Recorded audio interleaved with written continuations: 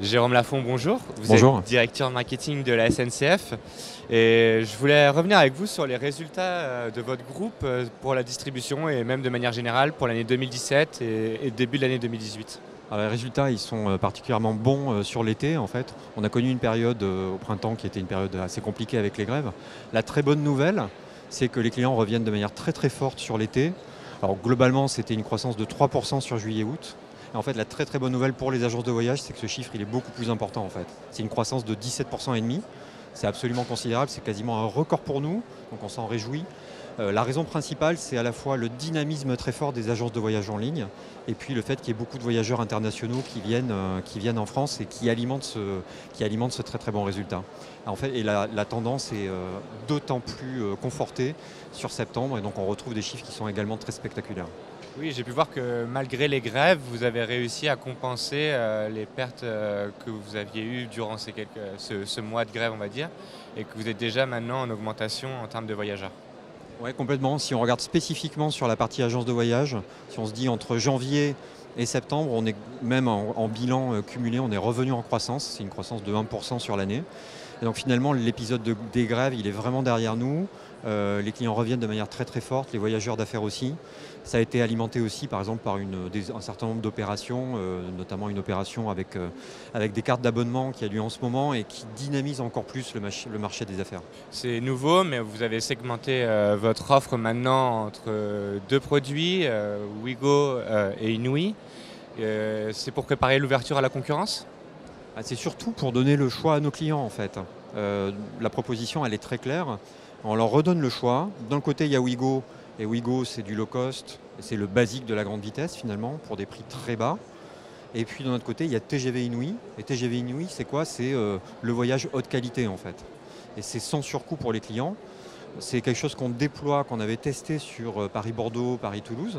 Concrètement, on a fait quoi? On avait des nouvelles rames, on avait le Wi-Fi qui était arrivé, qui permettait d'avoir un voyage beaucoup plus connecté, et puis des attentions à bord, avec les chefs de bord, les contrôleurs, qui sont d'autant plus attentionnés, qui prennent le temps de faire un vrai service pour les clients. Et ça, en fait, on s'est dit, c'est ça la promesse TGV Inouï, et on va le faire sur plus de destinations. Donc en ce moment, on le déploie sur Paris-Lyon et sur tout l'est de la France, Paris-Strasbourg, Paris-Metz, Paris-Nancy. D'ici la fin de l'année, Paris-Lille, et puis Paris-Marseille, Paris-Nice. Et puis d'ici 2020 sur l'ensemble des grandes destinations TGV. Donc c'est vraiment la possibilité pour les clients d'avoir un choix qui est très très clair entre du low cost et un voyage de très très haute qualité, avec un grand service à bord comme à quai, sans surcoût pour eux. J'imagine que ça a dû demander un investissement assez conséquent. Ça représente quoi pour la SNCF? Ça achète de nouvelles rames aussi. Vous avez investi comment? Ouais, complètement. En fait, c'est des investissements de l'ordre de 2,5 milliards, donc c'est absolument gigantesque, qui finalement ont été menés depuis plusieurs années. Et là, on est en train, d'une certaine manière, avec TGV Inouï, de lever le voile sur tous ces investissements et ces changements qui ont eu lieu depuis plusieurs mois ou plusieurs années, et de dire bah, c'est ça Inouï en fait. Pour certains, vous l'avez déjà vécu un petit peu, sur Bordeaux, sur Toulouse, et en fait maintenant c'est ça la promesse et on va la déployer. Un exemple très concret, hein, des rames, les trains nouvelle génération qu'on a sur Paris-Bordeaux, les rames Océane, c'est un investissement de 1,5 milliard, hein, rien que ça. Donc on a investi dans le Wi-Fi, on a investi dans des ports d'embarquement, dans la formation des personnels. Donc c'est un vrai programme de transformation industrielle pour nous. Justement, vous venez de parler du Wi-Fi et je sais que la connectivité à bord est quelque chose d'important, notamment auprès de la clientèle affaires. Est-ce que vous pouvez nous parler des développements, sur quelle ligne, comment ça va se passer dans les prochains mois? Le Wi-Fi, en fait, on avait dit qu'on le ferait, on l'a fait.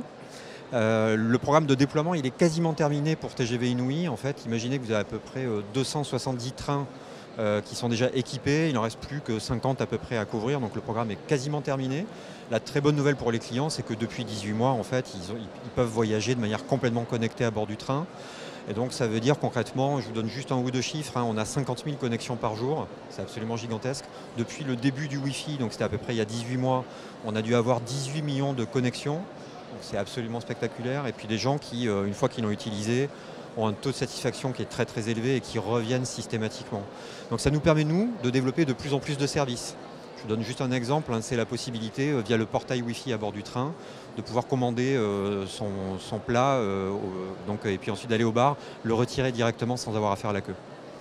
C'est gratuit, hein, je le rappelle. Et le Wi-Fi est gratuit complètement, ouais, ouais.